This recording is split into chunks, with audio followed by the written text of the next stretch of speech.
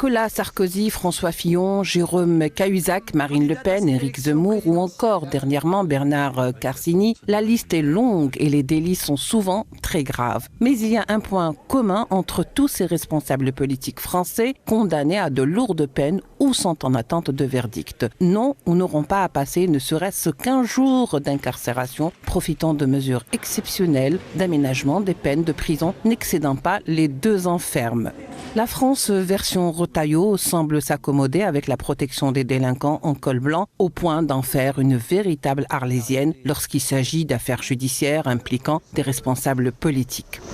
L'appareil judiciaire français serait-il à double vitesse? Tout porte a priori à le croire et cela déteint gravement sur la nature des relations bilatérales en matière de coopération judiciaire avec des pays étrangers. Refuser d'extrader Abdeslam Bouchoualeb, condamné en Algérie dans de multiples affaires de corruption, de malversation et de trafic d'influence d'une part, et s'entêter à renvoyer un simple ressortissant algérien résidant en France depuis plus de 30 ans en violation manifeste de son droit à un procès équitable et un jugement définitif prononcé en dernière instance est la parfaite illustration de cette vision binaire du droit, censée pourtant être immuable.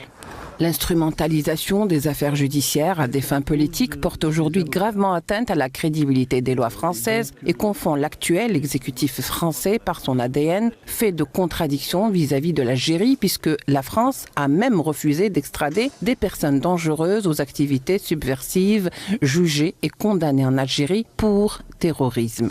Incapables de faire preuve de raison, les nouveaux missionnaires des croisades anti-algériennes s'acharnent contre toute voix s'élevant en France pour appeler à la retenue, à gauche comme à droite, traitant Mélenchon d'antisémite, de villepin, d'islamo-gaulliste.